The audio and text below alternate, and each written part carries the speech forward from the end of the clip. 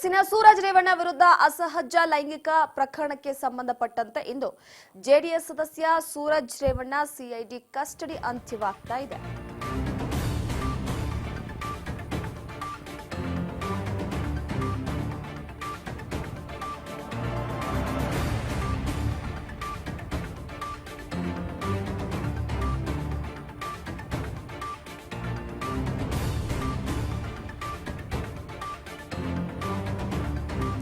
ಇದು ಕೋರ್ಟ್ಗೆ ಹಾಜರುಪಡಿಸಲಿದ್ದಾರೆ ಸಿಐಡಿ ಅಧಿಕಾರಿಗಳು.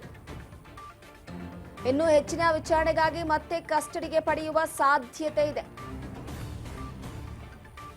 ಒಂದು ಕಡೆ ಲೈಂಗಿಕ ದೌರ್ಜನ್ಯ, ಅಸಹಜ ಲೈಂಗಿಕ ದೌರ್ಜನ್ಯ ಪ್ರಕರಣದಲ್ಲಿ ಬಂಧಿತ ಆರೋಪಿಯಾಗಿರುವಂತಹ ವಿಧಾನ ಪರಿಷತ್ನ ಸದಸ್ಯ ಸೂರಜ್ ರೇವಣ್ಣ ಅವರ ಸಿಐಡಿ ಕಸ್ಟಡಿ ಇದು ಅಂತ್ಯವಾಗ್ತಾ ಇದ್ದು, ಹೆಚ್ಚಿನ ವಿಚಾರಣೆಗಾಗಿ ಮತ್ತೆ ಕಸ್ಟಡಿಗೆ ಪಡೆಯುವ ಎಲ್ಲ ಸಾಧ್ಯತೆಗಳು ಕೂಡ ಇದೆ.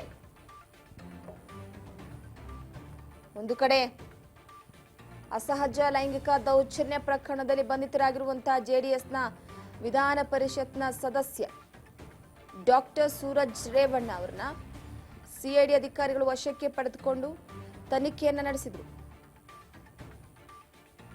ಜೂನ್ 23ರಂದು ಅವರನ್ನ ಜನಪ್ರತಿನಿಧಿಗಳ ವಿಶೇಷ ನ್ಯಾಯಾಲಯದ ನ್ಯಾಯಾಧೀಶರ ಮುಂದೆ ಹಾಜರುಪಡಿಸಿ ಸಿಐಡಿ ಪೊಲೀಸರು 7 ದಿನಗಳ ಕಾಲ ಕಸ್ಟಡಿಗೆ ಪಡೆದಿದ್ರು ಅವರನ್ನ. ಈಗಾಗಲೇ ಸಂತ್ರಸ್ತ ಯುವಕನ ಹೇಳಿಕೆಯನ್ನ ದಾಖಲು ಮಾಡಿಕೊಂಡಿದ್ರು. ಸೂರಜ್ ರೇವಣ್ಣ ಅವರನ್ನ ವೈದ್ಯಕೀಯ ಪರೀಕ್ಷೆಗೂ ಸಹ ಒಳಪಡಿಸಲಾಗಿತ್ತು. ಮತ್ತೊಬ್ಬ ಸಂತ್ರಸ್ತ ಸಹ ಸೂರಜ್ ರೇವಣ್ಣ ಅವರ ವಿರುದ್ಧ ದೂರನ್ನ ನೀಡಿದ್ದ. ಆ ಪ್ರಕರಣದ ತನಿಖೆಯನ್ನು ಕೂಡ ಸಿಐಡಿಗೆ ಒಪ್ಪಿಸಲಾಗಿತ್ತು.